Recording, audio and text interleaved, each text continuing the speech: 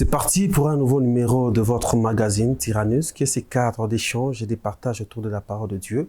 Comme vous le savez, Tyrannus, c'est un magazine qui vient vers vous, vous apportons la parole de Dieu pour votre édification, pour votre salut et pourquoi pas pour votre perfectionnement, parce que la Bible nous recommande en tant que des saints de se perfectionner. Nous recevons toujours un homme de Dieu avec qui nous allons bavette sur une thématique bien définie et afin d'essayer d'éclairer votre lanterne sur différents points ou sur différents sujets qui vont concourir à votre perfectionnement. Je reçois pour vous le révérend pasteur Prince Ilunga, qui est le visionnaire de l'église Montagne des Transfigurations. Avec lui, nous allons parler sur un thème très bien, qui sera d'ailleurs une continuité d'un thème qui a été amorcé depuis l'année 2023. Révérend, bienvenue dans cette émission. Merci, Jésus. Permettez-nous, même si c'est le mois de mars, de vous souhaiter une heureuse année 2024. Merci. C'est la première fois que nous vous recevons en 2024. Nous parlons sur l'élévation du cœur de l'homme, cause et début d'une suite prochaine. Un thème qui a commencé depuis l'année 2023. Oui. Qu'est-ce que vous pouvez dire au peuple de Dieu concernant ce thème? L'élévation du cœur de l'homme, cause et début d'une chute prochaine, parce que déjà le cœur est le centre de beaucoup de choses. Okay. Le cœur est la source de beaucoup de choses. L'Écriture dit dans Proverbe, garde ton cœur de plus que toute autre chose, car de lui provient des sources de la vie. Okay. C'est-à-dire, le cœur est au centre de beaucoup de choses. S'il est mal géré, s'il est mal contrôlé, si le cœur n'est pas contrôlé comme il faut, alors on finira par faire beaucoup de choses négatives. Okay. C'est comme ça que le Seigneur nous a mis à cœur, il nous a inspiré d'exhorter à son peuple, à son Église, même à ceux qui ne font pas partie de l'Église, étant donné que chacun a un cœur. Le cœur doit être géré normalement, okay, pour que chacun sache comment vivre avec le cœur que Dieu lui a donné. Okay. Et vous vous souviendrez aussi qu'il est écrit, je vous donnerai un cœur nouveau. Okay. J'ôterai en vous le cœur de pierre, je vous donnerai un cœur de chair. Okay. C'est-à-dire, Dieu met un point sur le cœur de l'homme. Dieu met un point en ce qui concerne le cœur de l'homme. C'est comme ça que le Seigneur a voulu même que nous puissions recevoir de son esprit. Okay. Afin que ce soit son esprit qui, finalement, va nous guider, nous conduire et nous diriger en toutes choses. Okay. J'ai souvent dit ceci, peut-être ça serait mal compris par quelqu'un, mais c'est la vérité. Okay. Le Seigneur pouvait tout arranger à l'homme, tout corriger dans l'homme, mais même Dieu s'est senti incapable de réparer le cœur de l'homme. Alors, comme solution préférable à Dieu, mieux vaut changer le cœur. Okay. Mieux vaut ôter le cœur de l'homme et lui donner un cœur nouveau. Okay. C'est-à-dire dans lequel il se passe beaucoup de choses. Alors, c'est par le cœur de l'homme que beaucoup de choses se font. Okay. Et c'est comme ça que, pour appuyer ce que nous disons à la lumière de la parole, nous allons lire un peu encore Deutéronome chapitre 8. Okay. Deutéronome chapitre 8. Nous lirons Deutéronome chapitre 8 ensemble. Nous pouvons lire le verset 10. Déjà que vous aimez, vous, la version Sémé. Je me souviens bien. En tout cas. On peut lire Deutéronome 8, ok. Oui, le chapitre 8, le verset 10. Lisons le chapitre 8, le 10e verset dans le livre de Deutéronome. Oui. Il est écrit, « Lorsque tu mangeras et te rassasieras, tu béniras l'Éternel ton Dieu pour les bons pays qu'il t'a donnés. » Verset 11.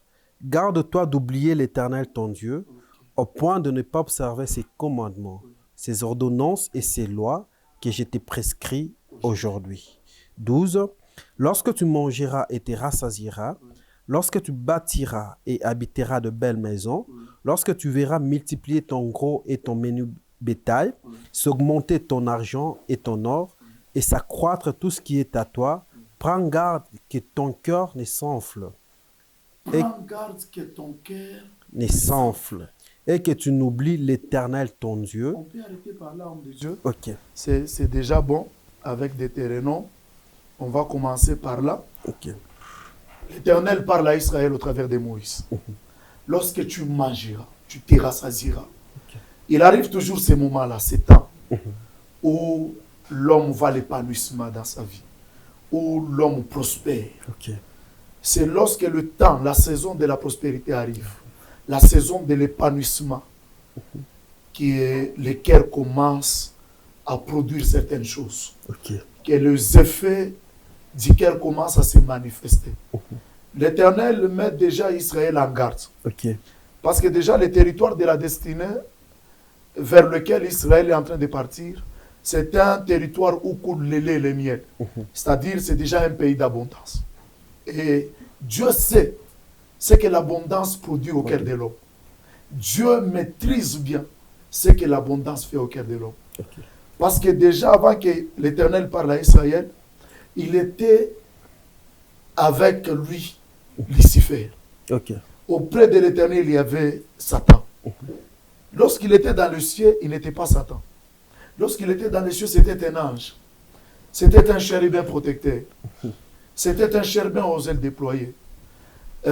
En fait, Lucifer occupait une grande place dans les cieux. Mais considérant sa position, voyant la position qu'il avait, il s'est dit en son cœur, je mettrai mon trône au-dessus des étoiles de Dieu. C'est-à-dire, ce qui s'est passé dans son cœur a fait à ce que sa chute commence. Parce que ce qui a fait chuter Satan, c'est ce qui s'était passé dans son cœur. Son cœur s'est enflé. Il a considéré la position qu'il avait. C'était un archange. Il avait sur sa lignée des autres anges. Alors il s'est dit, mais pourquoi ne pas occuper directement la plus grande des places? Aller directement au-dessus de celui qui m'a créé. Lorsque son cœur s'est enflé, alors sa chute a été déclarée. Et il se passe des choses comme ça dans la vie de beaucoup de gens. Dieu déjà met en garde Israël.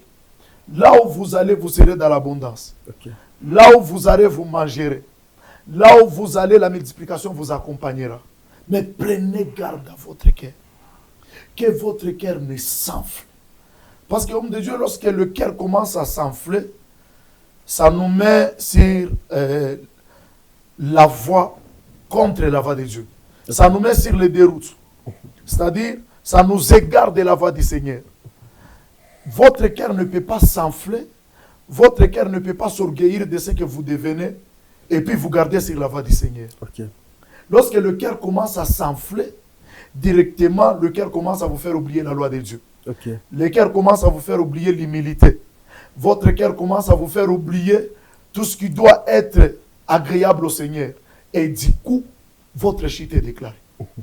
La plupart des gens ont occupé de grandes places dans ce monde. Ils ont occupé de grandes places dans des sociétés. Mais pourquoi ils sont tombés en ruine? Pourquoi plusieurs sont tombés en faillite après avoir connu des saisons de gloire? La cause, c'était l'état du cœur. La cause, c'était la réaction du cœur. Est-ce que le cœur s'élève lorsque vous obtenez de la richesse? Le cœur s'élève lorsque vous occupez finalement la plus bonne des positions de la société. À chaque fois que votre cœur s'élèvera, votre ruine, votre chute est déclarée.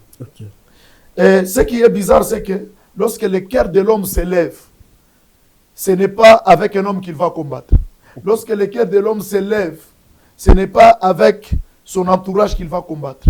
Il va combattre avec l'Éternel Dieu. Et dans ce domaine, hein, combattre avec Dieu, dans toute l'histoire, personne n'est sorti vainqueur. Dieu l'Éternel, il en sort toujours vainqueur. Il y a un sage, un homme dans la Bible, Élie, le sacrificateur Élie, il a dit à ses fils, ce que j'entends dire de vous, mes fils, c'est pas bien. Si un homme a un problème avec un autre homme, Dieu sera son juge. Mais si un homme a un problème avec Dieu, qui les justifiera? Personne. C'est-à-dire, lorsque le cœur de l'homme s'élève, c'est face à l'Éternel qu'il va combattre. C'est face à Dieu qu'il va combattre. Voilà pourquoi il faut dire à tous ces mondes qui sont en train de passer leur temps de gloire. Il faut dire à tous ces mondes qui sont en train de passer des saisons de gloire.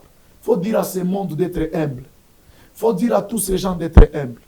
Philippiens chapitre 2, déjà au verset 3, 4 et 5, avant qu'on arrive à 9, l'Écriture dit, « ayez en vous le sentiment qui était en Christ, lequel existait en forme de Dieu. Il n'a pas vu cela comme une proie s'arracher. C'est-à-dire, Christ était Dieu. Il existait en forme de Dieu. Mais son cœur ne s'est jamais enflé. Il était dans une humilité légendaire. Voilà de la manière dont on doit marcher. Voilà la façon dont nous devons nous comporter face à toute la gloire que Dieu peut nous donner dans la vie. L'humilité doit nous caractériser. Merci mon révérend pour ce décor qui est planté. Quand on parle de l'élévation du cœur, moi j'aimerais un peu savoir, qu'est-ce qui peut pousser les hommes à élever leur cœur?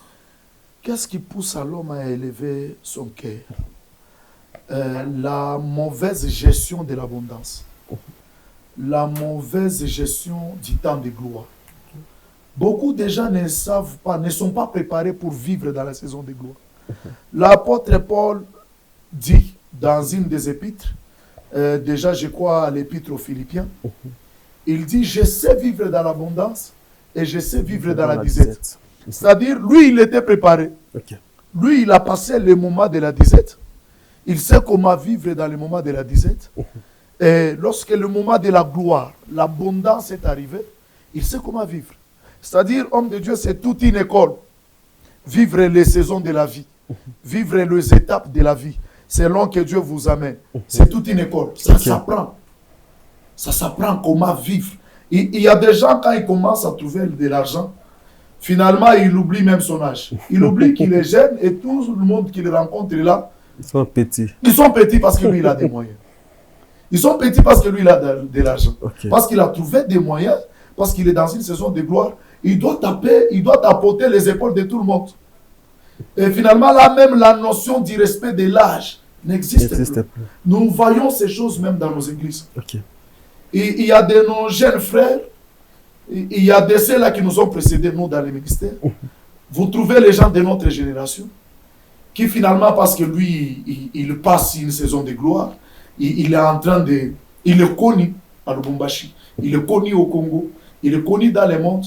Finalement, il va considérer toutes ces grandes personnes-là qui nous ont précédés dans les ministères comme si c'était ses amis à lui. Il peut parler de celui-là comme il veut, il peut parler de celui-là comme il veut. Pourquoi? Parce qu'il est dans une saison de gloire. C'est ça qui fait que le cœur de l'homme s'enfle. Et lorsque le cœur est enflé, lorsque le cœur s'élève, on considère comme si tout le monde était au pied de nos chevilles, était au pied de l'homme. Alors que l'humilité, c'est un signe de la présence de Dieu dans la vie de l'homme. L'humilité, c'est un signe que la gloire que vous traversez vient de Dieu. Oui, on a la gloire dans la vie, mais chacun sait la source de sa gloire. Certaines personnes ont le cœur enflé, ils ont des cœurs élevés, parce que la source de sa gloire est une source négative. Celui-là ne pourra pas comprendre aujourd'hui, même si on peut parler du matin au soir, il ne pourra pas comprendre parce que la source dont il tire sa gloire ne lui permet pas d'être humble. Ne l'exhorte pas d'être humble. Il doit avoir un cœur enflé. Il doit avoir cette élévation du cœur. Et il doit chercher de dominer sur les autres. Il doit chercher de dominer sur les autres. Et à chaque fois que le cœur de l'homme s'élève, soyons rassurés, la chute est déclarée. Mon révérend, parlons de la gloire. C'est quoi la différence que vous faites entre le succès, la gloire, la réussite? Le succès, la gloire, la réussite.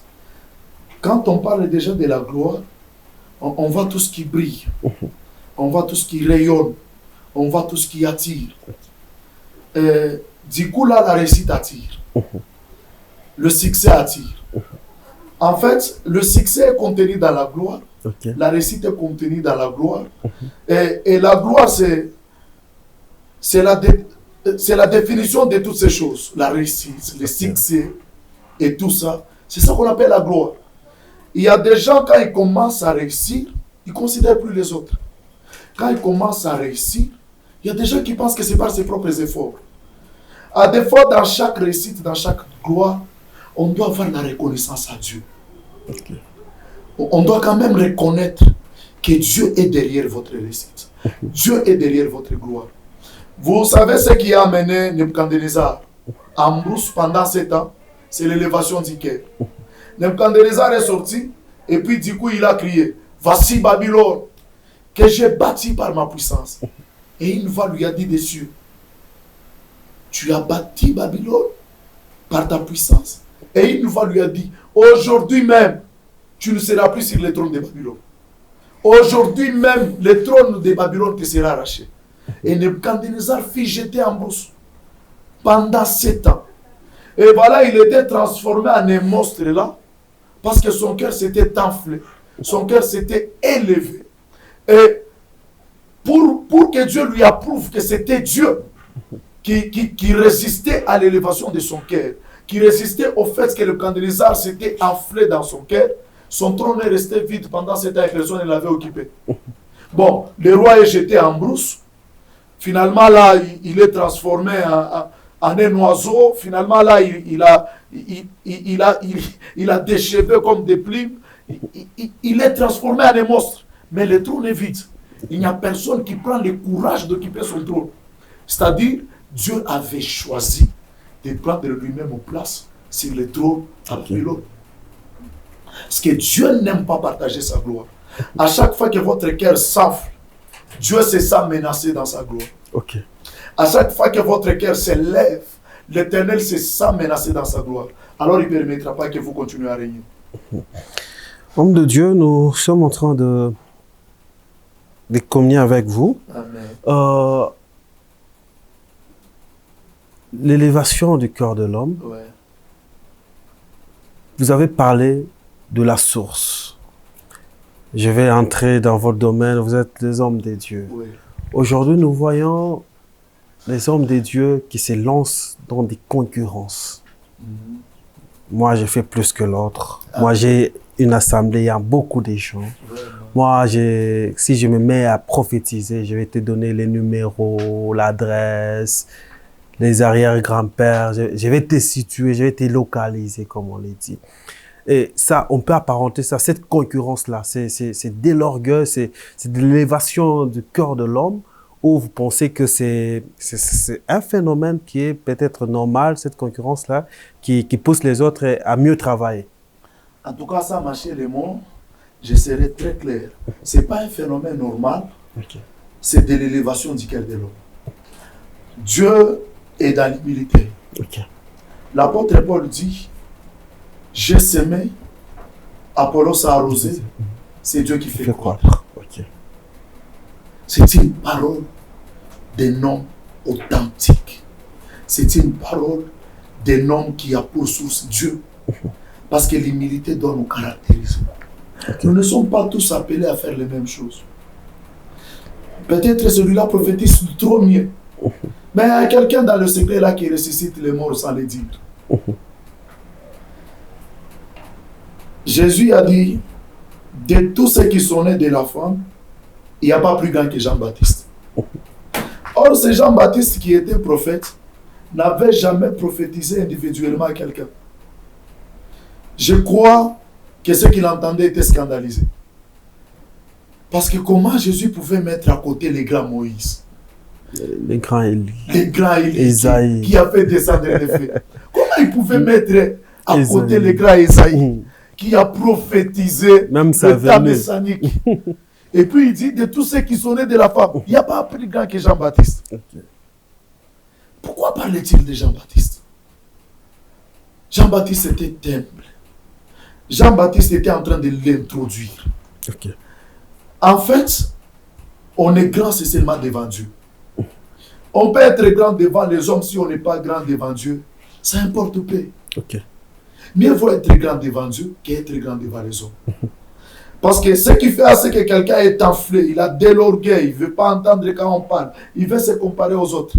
À des fois, c'est la source par laquelle il agit, la source par laquelle il tire sa gloire. Aujourd'hui, nous sommes un peu dans un monde très compliqué, surtout au milieu des églises. Il y en a qui sont entrés dans tout pour paraître. Il y en a qui sont allés partout. Ils ont touché à ce qu'il ne fallait pas toucher pour paraître. Okay. Mais tout ce que nous pouvons demander à ceux-là, c'est qu'il n'est pas encore tard. ils peuvent revenir au Seigneur. Ok. Ils peuvent revenir à Christ. Ils peuvent recevoir de sa grâce. Ils peuvent être sauvés encore. Christ peut encore les purifier. Parce que Christ agit. L'Écriture dit, selon Hébreux 13:8, il est le même hier, aujourd'hui et pour toujours. Ok. C'est-à-dire, celui qui agissait autrefois, il agit aujourd'hui. Bon, même si on peut aller à n'importe quelle source pour paraître, être dans la gloire et tout ça, qui va ressusciter quelqu'un comme Lazare? Quelqu'un qui pourrissait déjà. Il sentait déjà. Marthe a dit, il sent déjà. Et Christ a dit, Lazare sort. Et il est sorti. Aujourd'hui, qui peut résister quelqu'un comme Lazare? C'est-à-dire, la vraie puissance se trouve dans le Seigneur. Ok. La vraie gloire se trouve en l'Éternel. Si on est tous attachés à Dieu, on va servir Dieu dans l'humilité, mais avec une puissance véritable. Okay. En tout cas, nous parlons sur l'élévation du cœur de l'homme, cause et début d'une chute prochaine. Alléluia. Nous recevons pour vous le révérend pasteur Prince Ilunga, comme on l'a dit à l'entame de cette émission, qui est le visionnaire responsable de l'église Montagne des Transfigurations. Révérend, nous sommes en train d'étendre vers la fin de cette émission. Vous avez parlé beaucoup, martelé sur l'élévation du cœur. Oui. Maintenant, vous avez aussi frôlé le cause. Maintenant, cette chute-là, qu'est-ce qu'elle va entraîner? Cette chute-là elle finit même par entraîner la disparition de l'eau. Okay. Vous voyez, on a connu des gens dans ce monde qui ne sont plus. On a connu des gens dans ce monde. Il y a des gens qui ont fait la pluie et les beaux temps. Okay. Ils ne sont plus. Pourquoi? Parce que vous allez entendre en coulisses là, ils étaient reprochés par tout le monde. Non, il est très orgueilleux. Il pense que c'est lui le plafond. Il pense que c'est lui la finalité de la puissance. Il pense que c'est lui ou rien. On a eu des gouverneurs dans ce monde qui ne sont plus gouverneurs. C'est-à-dire, s'il y a quelqu'un qui est gouverneur aujourd'hui, son temps finira. On a eu des présidents dans ce monde qui ne sont plus présidents aujourd'hui. S'il y a quelqu'un qui est aujourd'hui président, c'est-à-dire son temps finira. Okay. On a eu des grands hommes de Dieu, des prophètes chirurgicales, comme on aime les appeler. Quand ils prophétisent, ils vont entrer même dans les entrailles. Ils ne sont plus. Dieu demeure.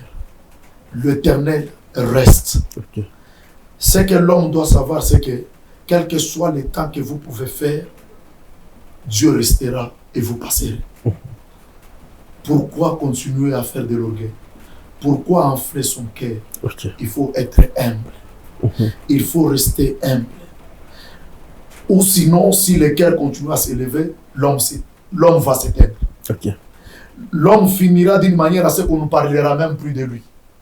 Ici, dans ce monde, il y a des hommes, on ne parle même plus d'eux. Quand ils passent comme ça, on ne parle plus d'eux. On a connu des joueurs ici dans ce monde. On a connu des joueurs ici à Lubumbashi. Aujourd'hui, quand il passe, vous n'aurez même pas envie de prendre une photo avec lui. Mais autrefois, quand il finissait de jouer au stade, c'est tout le monde, les prophètes, les pasteurs, les ministres, voulaient se prendre en photo avec lui. Mais aujourd'hui, qui voudra encore se prendre en photo avec tel joueur? On ne veut pas citer les noms des gens. Qui voudra se prendre en photo avec tel joueur? Il passe aujourd'hui, c'est comme un homme ordinaire. Pourquoi? Parce que lorsque le cœur s'élève, vous combattez face à Dieu. Et si vous combattez face à l'Éternel, vous ne vaincrez jamais.